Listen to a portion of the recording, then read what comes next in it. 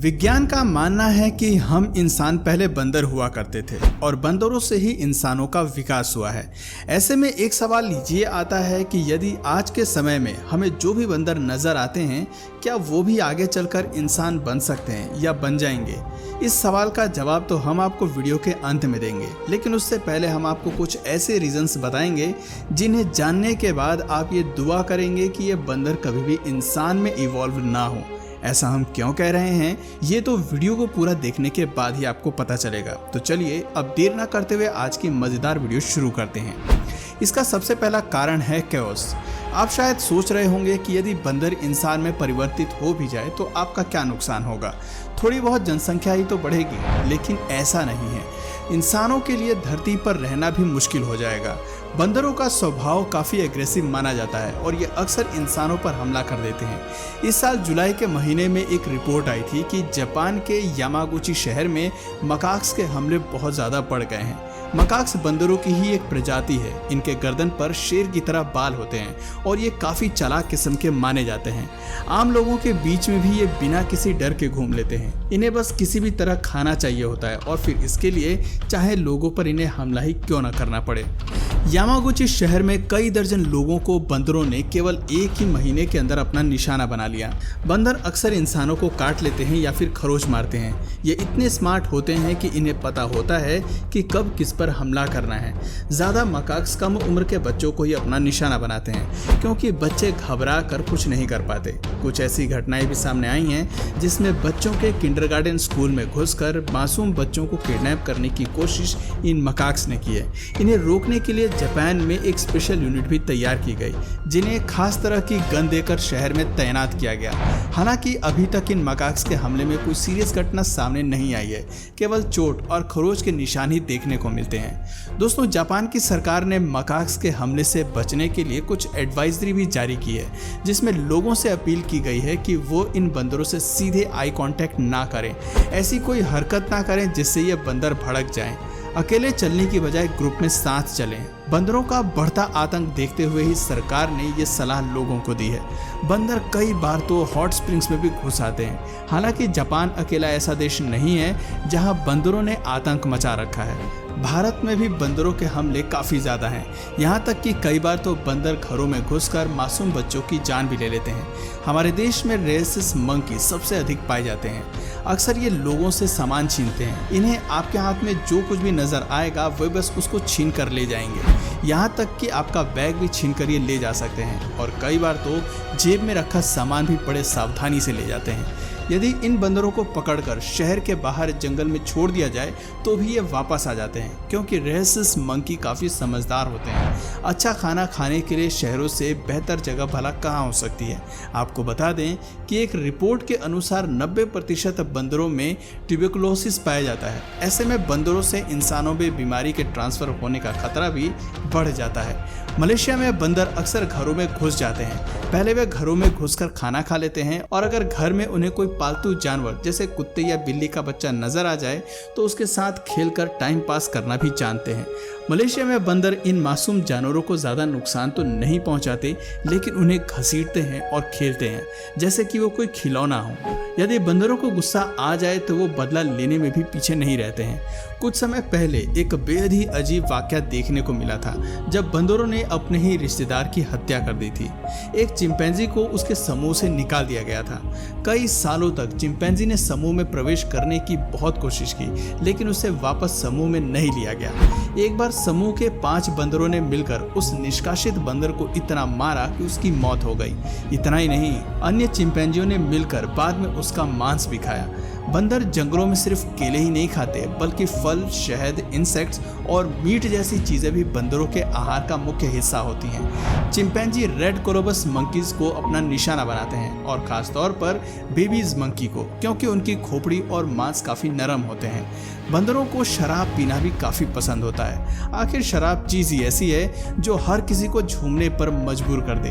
The general royal society of science में प्रकाशित एक रिपोर्ट के मुताबिक गिनी देश में बंदर अक्सर उन जगहों के आसपास ज्यादा पाए जाते हैं जहां वाइन्स का प्रोडक्शन होता है और मौका मिलते ही वो वाइन्स पर धावा बोल देते हैं। वाइन पीकर बंदर झूमने लगते हैं, लेकिन रिपोर्ट में ये भी लिखा है कि बंदर इतनी मात्रा में ही शराब पीते हैं जितनी कि वो कंट्रोल कर सकें या फिर अपने आप पर उनका काबू रहे। वो जानते हैं कि कितनी देर में वो टल्ली हो जाएंगे। हालांकि कुछ बंदर खुराफाती होते हैं और जरूरत से अधिक शराब भी पी लेते हैं। कैरेबियाई द्वीपों पर वर्वेट मंकीज अक्सर सैलानियों से शराब और बियर की बोतल छीन कर ले जाते हैं और आराम से बैठकर नशा करते हैं। बंदरों को शराब पीते देख सैलानियों को काफी मजा भी आता है, लेकिन कई बार बंदर शराब पीकर आक्रामक भी हो जाते हैं। उदाहरण के तौर पर ब्राजील में एक बार एक बंदर बार में घुस गया और उसे वहां शराब पिला दी गई। शराब पीने के बाद बंदर को नशा हो गया और वो एक चाकू लेकर बार की छत पर चढ़ गया। वहां से आते जाते लोगों को वो चाकू से डराने लगा। कुछ देर बाद फायर ब्रिगेड को बुलाया गया और बंदर से चाकू जब्त किया गया। आप शायद सोच रहे होंगे कि ऐसी हरकतें तो इंसान भी करते हैं, ऐसे में अगर बंदर इंसानों में परिवर्तित हो भी जाए तो क्या नुकसान होगा। लेकिन दोस्तों, इससे कई दुष्परिणाम सामने आ सकते हैं, क्योंकि फिर इंसानों को टक्कर देने के लिए खतरनाक, क्रूर, समझदार और ताकतवर स्पीशीज मिल जाएगी। बंदर इंसानों में तब्दील नहीं होने चाहिए और उसका दूसरा प्रमुख कारण है वॉर। अगर बंदर इंसानों जितने समझदार हो गए तो मुमकिन है इंसानों और बंदरों में एक वॉर छिड़ जाएगी।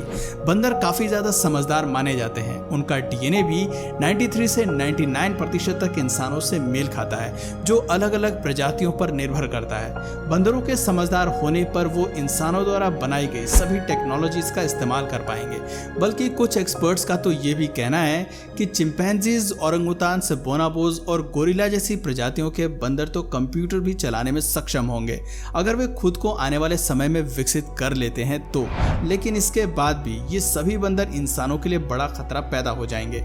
आज इंसान अपनी समझदारी के दम पर ही अन्य सभी जीव जंतुओं से ज्यादा विकसित है।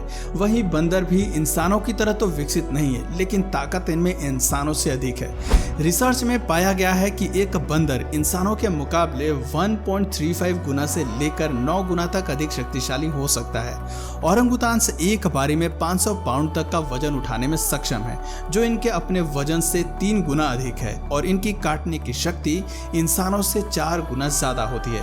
वहीं बात करें चिंपैंजी की, तो एक चिंपैंजी में 20 इंसानों जितनी ताकत होती है। जिम में एक ट्रेंड पर्सन 440 पाउंड तक का बेंच प्रेस कर सकता है, वहीं चिंपैंजी 4000 पाउंड तक का बेंच प्रेस कर सकता है। बेंच प्रेस के मामले में इंसानों का रिकॉर्ड 782 पाउंड तक ही सीमित है। बंदरों के अलावा फिलहाल ऐसी कोई प्रजाति नहीं है जो समझदार होने पर इंसानों को टक्कर दे पाएगी।